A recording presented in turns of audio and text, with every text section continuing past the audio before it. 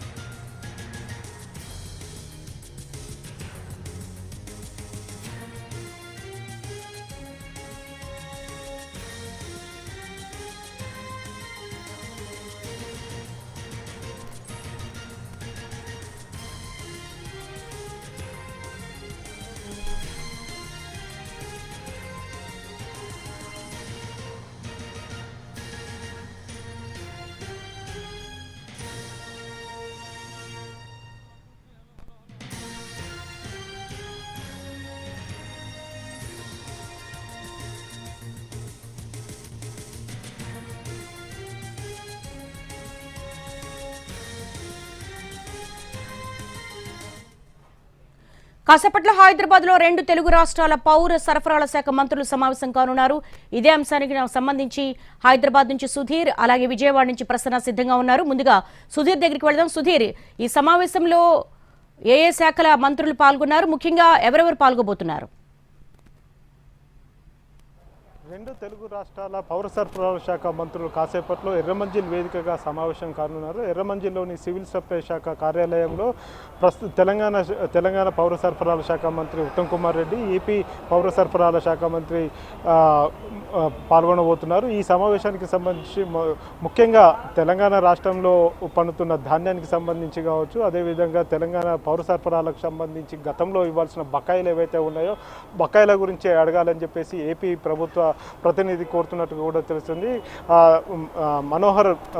మంత్రి మనోహర్ కూడా కాసేపు క్రితమే ఇక్కడికి పౌర సరఫరాల శాఖ కార్యాలయానికి చేరుకున్నారు. మరి కాసేపట్లోనే ఇద్దరి మధ్య సమావేశం జరగబోతుంది. ధాన్యం కొనుగోలుకు సంబంధించి తెలంగాణ రాష్ట్రంలో ఇప్పటికే మనం చూసినట్లయితే ఇటు రబీ కావచ్చు, ఖరీఫ్ సీజన్లో 2 సీజన్లో కూడా అత్యంత ఎక్కువగా ధాన్యం ఉత్పత్తి అవుతుంది. ఈ ధాన్యం ఉత్పత్తికి సంబంధించి ఇతర దేశాలకు కూడా ధాన్యాన్ని ఎగుమతి చేసే పరిస్థితిలో తెలంగాణ రాష్ట్రం ఉంది. కాబట్టి ప్రస్తుతం ఏపీలోని కాకినాడ ఓడరేవు నుంచి తెలంగాణకు సంబంధించిన బియ్యాన్ని ఫిలిప్పీన్స్ దేశానికి కూడా ఎగుమతి చేసిన పరిస్థితి అయితే ఉంది. ఆ సందర్భంగా కూడా 2 తెలుగు రాష్ట్రాల సివిల్ సప్లై అధికారులు, అదేవిధంగా సివిల్ సప్లై మంత్రులు ఇద్దరు కూడా కలిసి మాట్లాడుకునే అవకాశాలు అయితే కనిపిస్తున్నాయి. ప్రస్తుతం ధాన్యం కొనుగోలు రాష్ట్రంలో శరవేగంగా కొనసాగుతుంది.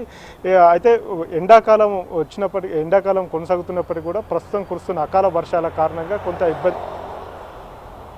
ఆల్ రైట్ సుధీర్, ఇదే అంశానికి సంబంధించి విజయవాడ నుంచి ప్రసన్న సిద్ధంగా ఉన్నారు. ప్రసన్న, ఎలాంటి అంశాలను ఎజెండాగా పెట్టుకొని పౌర సరఫరాల శాఖ నుంచి నాదెండ్ల మనోహర్ కలుస్తున్నారు?